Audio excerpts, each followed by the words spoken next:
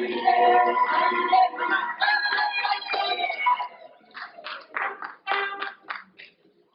you very much to our program director.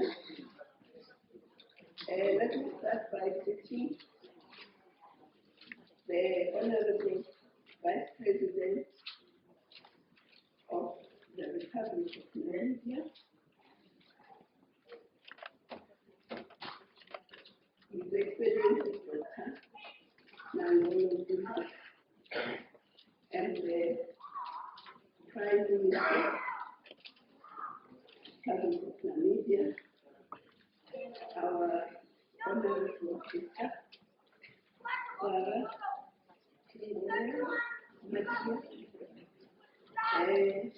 and then my sister,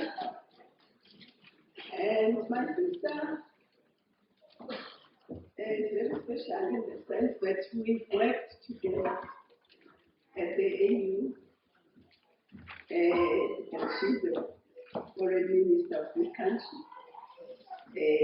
So I want to greet her very warmly, and that is none other than Honorable Jingo Nandi. I don't want to call her surname. You know why? The president Shisani once said to us, I don't know whether you were there in that meeting, but the SADC meeting, and he said to us, you know, SADC won't come right as long as you call each other Minister Dlamini-Zuma, Minister this. You must call each other first name. Then you know you're working together. You have a common purpose. You are not just there as officials. So that's why I'm not calling you surname, because we work together under those conditions. But let me also greet our sisters, the Minister of Gender in the Republic of Namibia, and from Uganda. And I don't know whether you allow me to just greet our President of PAWO, who is our host, our gracious host. And let me then stand on the protocol that has been established, because I've only got 5 minutes, so I've already used my 1 minute.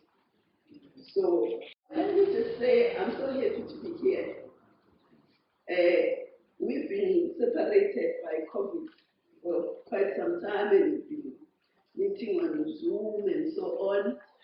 And it's nice to see people. And I'm happy that I was able to come here. And of course, it's very nice to see all the women around here, but also the men who are supporting us. But let me say that from South Africa, I know I didn't come alone. I came with my sister, Daphne. I'd like her to stand so that you know that I'm not alone.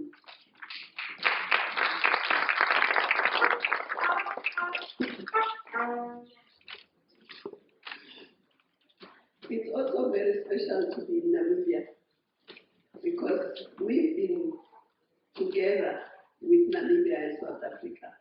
We had a common colonizer that we had to fight, and together we fought.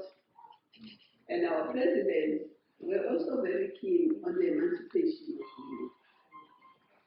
And our first president, Tambo at the time, and President Windhoek. And I can see that Namibia is still going on that path. They have lost their way in terms of the emancipation of women. In SADC, as we speak, we've got the Prime Minister, we've got the Vice Prime Minister, and I think that should be applauded.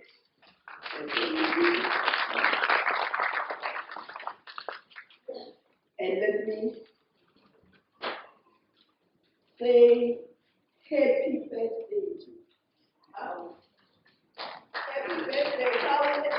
birthday. Happy birthday. Happy birthday. Viva the women of PAWO, viva! Viva! Viva the women of Africa, viva! Viva! Viva the women of Africa, viva! Viva! In our part of the world, we also say, Malibongwe! Malibongwe! Those who don't know what it means let women be praised. Yes. And they should be praised for many things. It's not just a slogan. Women should be praised for small things and for big things. I'll mention a few. Who here in this room has not been in a women's room? Let that person stand up. Let us see. Is there anyone who hasn't been in a woman's room? There's no one. So we must praise the women for bringing all of you to this world. And making sure that you have grown up to the women that you are, to the men that you are. Yes. So, if women have done that, I don't get it when people say women are inferior. How does that work? How does the person who brought you here, who looked after you when you couldn't do anything for yourself, when you are a grown man or a grown woman, that woman now is inferior. Now that you are a president or what, the woman is now inferior. Can't be. And we are not going to allow it to be. And that's why our forefathers got together. They realized they were already organized in their own countries, but they realized that unity is strength.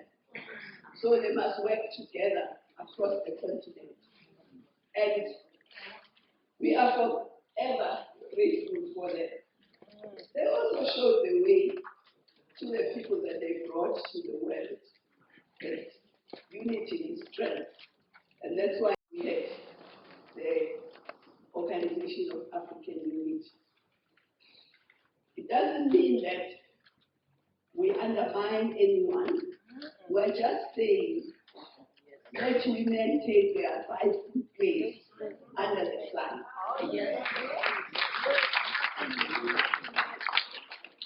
So, but nothing comes for free. That's why our forefathers came together to struggle to get us to where we are. They paved the way. We must continue pushing those frontiers until we get to the final destination. But even when we have got to the final destination, we must still defend the gains. Because sometimes you make the gains, if you don't defend them, you lose them. So, to the young generation, we are saying our forebearers gave us a better world than the one they found. We, this generation, will give you a slightly better world than the one we found. So you must also ensure that you keep improving the world.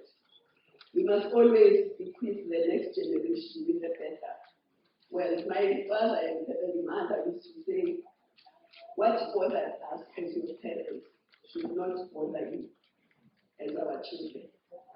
And so it should go. But let me say thank you to the women who have been at the forefront of PAWO, who have held PAWO together under difficult conditions. who have held PAWO together when they didn't have resources, but also thank those governments that made sure that even if as a continent we were not supporting PAWO as we should have, they were there for PAWO. So we want to thank them.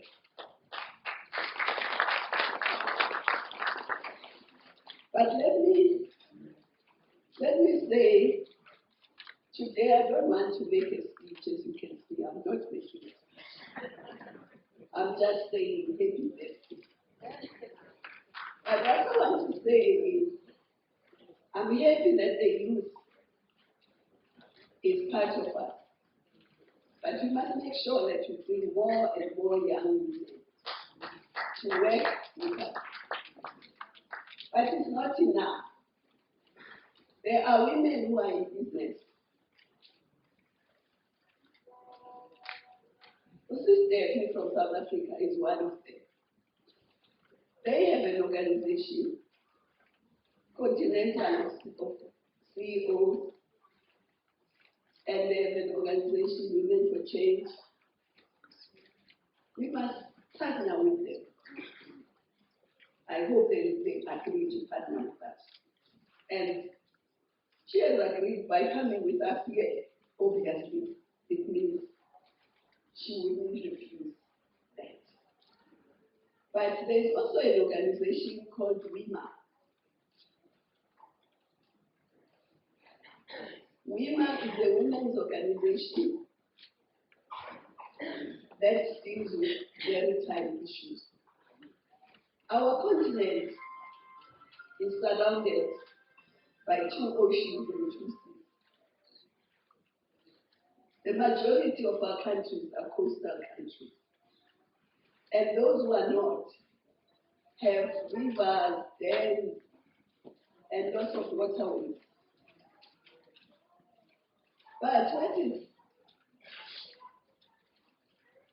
strange is that we have not taken advantage, full advantage of the maritime space. The maritime space is a big economic frontier that we have not really exploited properly as Africans. There is everything there.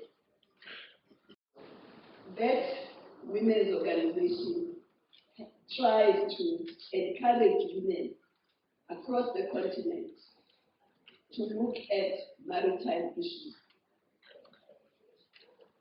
Whether it's business, in fisheries, in transport, our continent transports our imports and exports. 90% of those imports and exports are transported through the maritime highway. But how many of us, as African countries, transport those things in our own vessels? We don't. Other people's vessels. I think that must change. Who is in those vessels? It's not our children, it's not our young people. It's other countries. Maybe we should say, we must look at how to build and own our own vessels, but also to say that people who work there must also come from us. But also, all the perishables in those vessels that bring things to us and take things away from us, where do they come from? Besides the tourism, coastal and floating, there's lots of big vessels that come from other countries coming across our shores, which is fine. But where are ours? We've got lots of fishing companies that fish from our sea. So I'm just saying that organization, WIMA, is trying to deal with that. But they can't deal with it alone. We have to work together. How business, young people, and other sectors. So just say, let's expand our frontiers and get other sectors which are organized and partner with us. And of course, together we can do more. So that's the message I'd like to bring. Besides that, I've just wanted us to celebrate. That's why I'm not reading it. Because I want us to celebrate. Of course, we also want more women, even in our continent, to participate in more ministers. We've got our South African ambassador there. As the diplomatic corps, I'm sure I didn't put them and I'm putting them now. They must also have an interest, especially the women ambassadors, high commissioners across the continent. Women ministers, we must try and encourage them to participate in PAWO and see PAWO as their own organization and not just an organization of the other women. So let's all work together. I'm glad that the AU now has eventually recognized PAWO, but that's good. They're not only to recognize it, but to ensure that it's got the necessary resources. But to mobilize, must ask heads of state to mobilize women into PAWO in their own countries. Let's talk about PAWO so that all women can see that this is an important organization. Even our heads of states are talking about it. So let's all work together for the benefit of PAWO and take the vision of our forebears forward so that one day they can speak and rest in peace, knowing that what they started has been fulfilled. I want to end by what he said, I quote, "No country can boast of being free until its women are free." So none of us are free.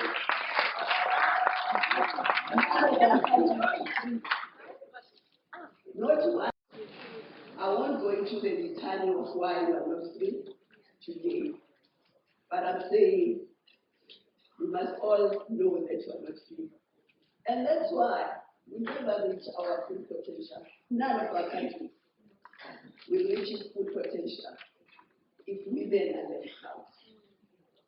They have your talent. That's why we're in the state we are. No team can work with half its members. No matter how good the football team is, if you put half your squad on the field, the weakest opponent is defeated. Because we've only got half your squad on the field. So I want to give you that message that no country can boast